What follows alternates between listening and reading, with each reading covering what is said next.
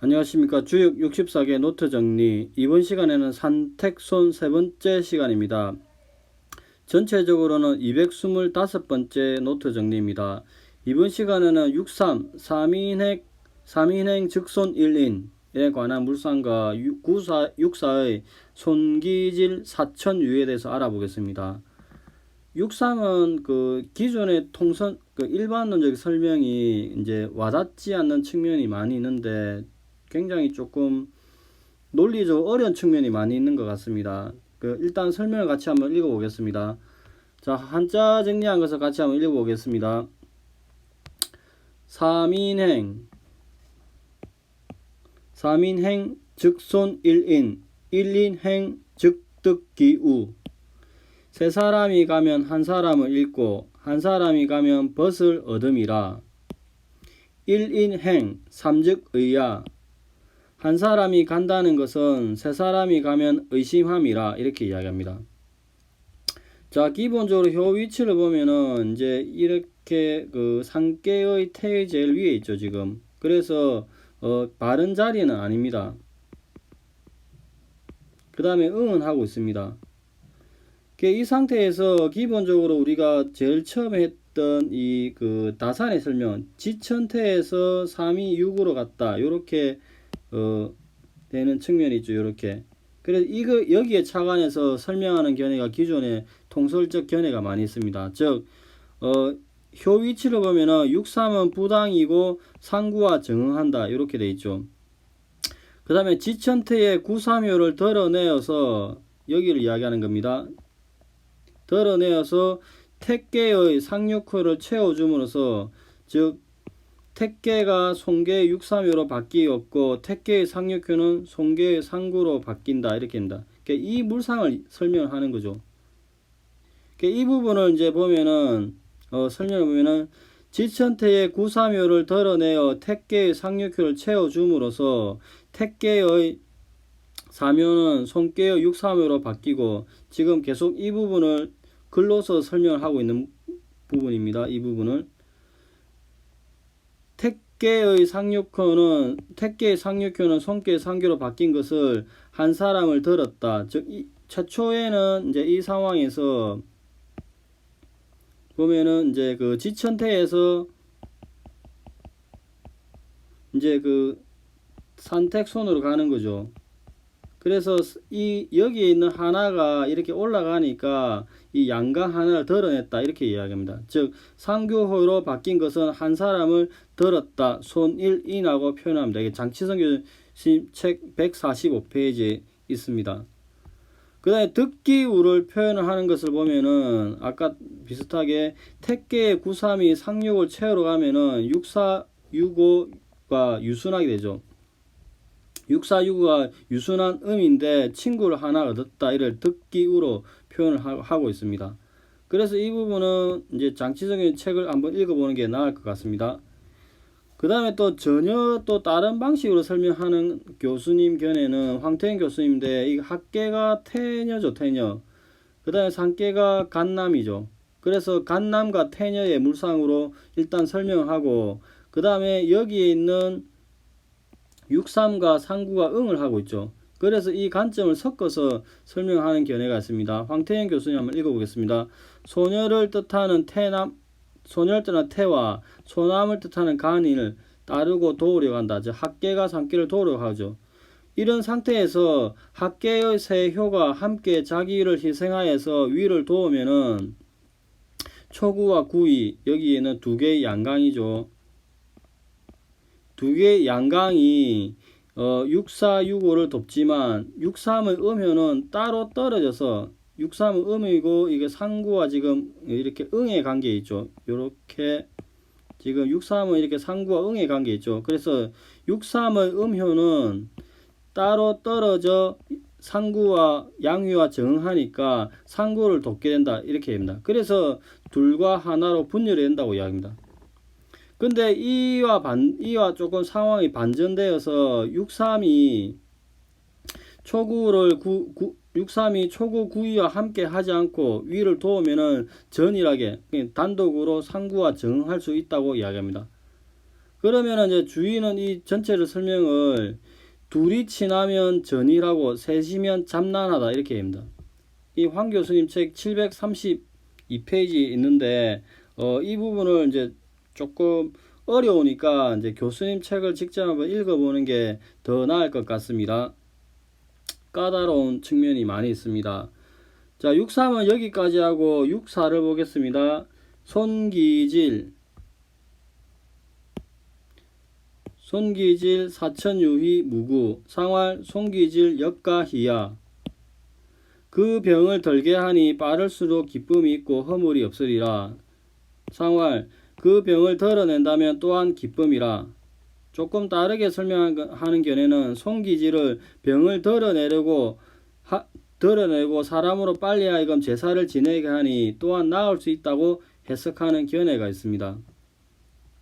자, 기본적으로 육사는 바른 자리이죠. 바른 자리이고 초육과 정응합니다. 정이고 응이 있습니다. 그래서 여기를 보면은 이제 바른 자리다, 초구와 응한다 이야기입니다. 그래서 여기는 질병이라고 이야기하는데 이 질병은 반드시 병을 의미하는 것도 포함이 되지만 나쁜 습관, 탐욕도 여기에 해당한다고 이야기합니다. 즉 나쁜 습관과 탐욕을 덜어내고 없앤다는 뜻이 있습니다. 그렇게 하면은 마음이 깊어서 재앙이 없다 이렇게 이야기합니다.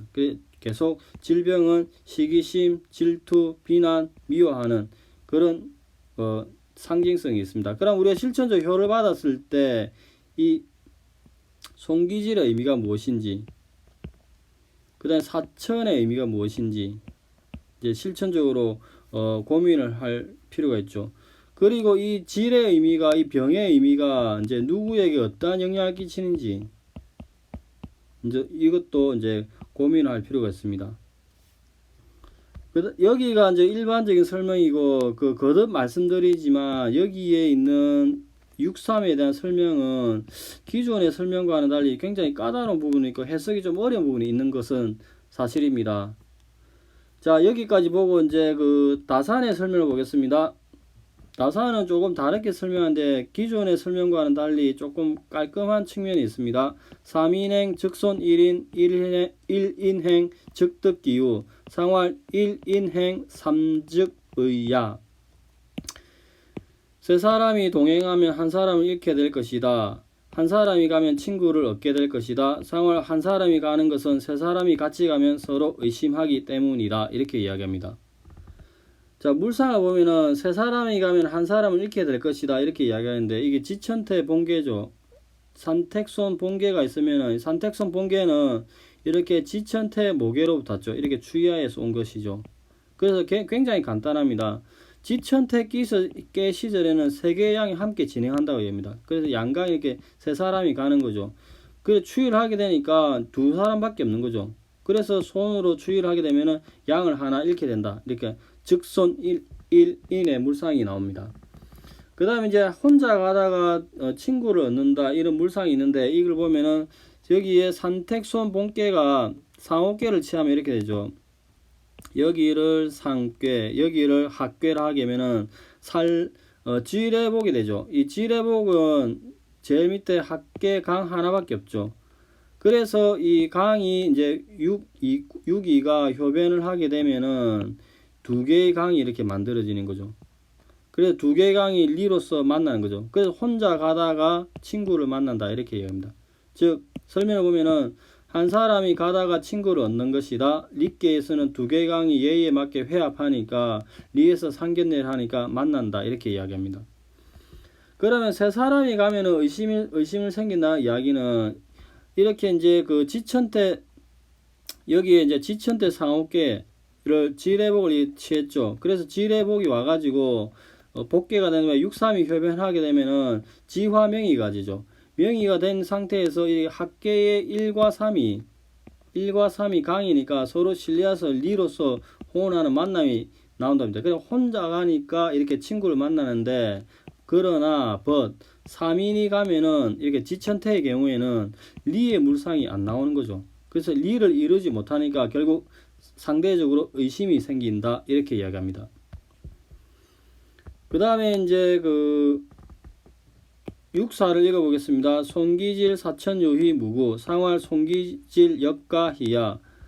그 말의 질병을 덜어내어 치유하니 자주 기쁨이 있을 것이다. 허물이 없을 것이다. 상활 그 말의 질병을 덜어내는 것 또한 기뻐할 일이로다. 이렇게 이야기합니다.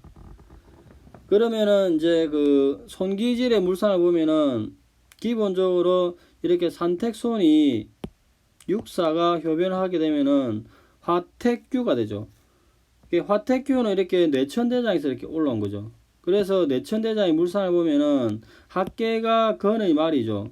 건의 말이 나아가는데 끊임없이 전진하게 되면은 조금 쉬어야 되는데 끊임없이 전진하게 되면은 이제 병이 생긴다 이렇게 이야기합니다. 즉 건의 말이 진행에 쉼이 없이 끊임없이 계속 가다 보면은 말이 병이 걸린다 이렇게 이야기합니다. 그래서 말이 병이 걸린 물상을 황현, 하늘은 검고 땅은 하얗게 되는, 땅은 누렇게 되는 그렇게 변하는 질병이 된다고 합니다. 즉 이런 상태에서 이제 이렇게 추위를 하게 되면은 이제 요렇게 화택규가 되죠. 화택규가 되면은 질병이 사라진다고 합니다. 즉 진이 없어진다고 이야기죠. 이 진이 없어진다고 이야기합니다. 쉼없이 전진하는 이 진이 이제 추위를 하게 되면은 진이 없어지죠. 그래서 검고 누름이 없게 된다 이렇게 이야기합니다. 그래서 사천유의는 기쁨이 자주 있다고 이야기하는 것은 이렇게 산택손 본계가 육사가 효변을 하게 되면은 화택규가 되죠. 화택규는 또 다른 모계인 풍택중부로부터 왔습니다. 풍택중부는 전체적으로 이렇게 보면 대리 큰 기쁨의 물상이죠. 근데 추위를 하게 되면은 이제 기쁨이 두 개가 있는 게죠. 하나, 둘, 리가 두 개 있죠. 그래서 자주 기쁨이 있다 이렇게 얘기합니다. 즉 풍택중부께는 큰 기쁨이 있었는데 추위를 하게 되면은 화택규가 되면은 리가 두 개 생기니까 사천유의 자주 빈번하게 기뻐하게 된다 이렇게 이야기를 합니다. 그 다음에 무구 허물이 없다 물상을 보면은 이렇게 그 산택손의 본상이 육사가 효변하면 화택규가 되죠. 화택규는 또 다른 모계인 뇌천대장에서 이렇게 왔죠. 뇌천대장은 전체적으로 대퇴죠, 대퇴. 그래서 음이 강을 타고 있으니까 위험합니다. 이런 상태에서 강이 상승을 하고 상대적으로 음이 하강을 하니까 허물이 없다 이렇게 이야기하죠. 그 역과 희야의 물상은 기본적으로 계속 이어지면 똑같습니다. 산택손의 본계가 이렇게 육사가 효변을 하게 되면은 화택규가 되죠. 화택규는 또 다른 모계인 이렇게 풍택중부로 붙었죠. 풍택중부가 이렇게 추이를 하게 되니까 기쁨이 두 개나 있게 되죠. 그래서 역시 기뻐하지 않겠는가 이렇게 이야기를 합니다. 설명을 보면은 그 말의 질병을 덜어내니 치유하니 자주 기쁨이 있게 될 것이며 무구 허물이 없을 것이다. 상활 그 말의 질병을 덜어내는 것 또한 기뻐할 일이로다 이렇게 이야기합니다. 자 오늘은 그 산택손의 그 63과 6사에 대해서 설명을 드렸습니다.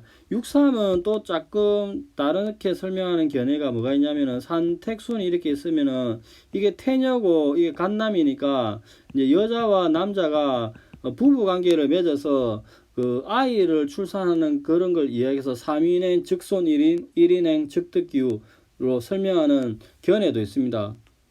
그러니까 다양하게 그 63의 효를 설명하는 견해가 있으니까 이거는 여러 책을 한번 찾아볼 필요가 있고 저 개인적으로 이 부분이 매우 까다로워서 교수님 책을 보는 게 오히려 더 낫다고 생각이 됩니다. 64에서는 이 질병의 의미가 무엇인지 이제 고민하고 할 필요가 있을 것 같습니다. 자 여기까지 하고 다음 시간에는 네 번째 마지막 남은 효에 대해서 설명을 드리겠습니다. 감사합니다.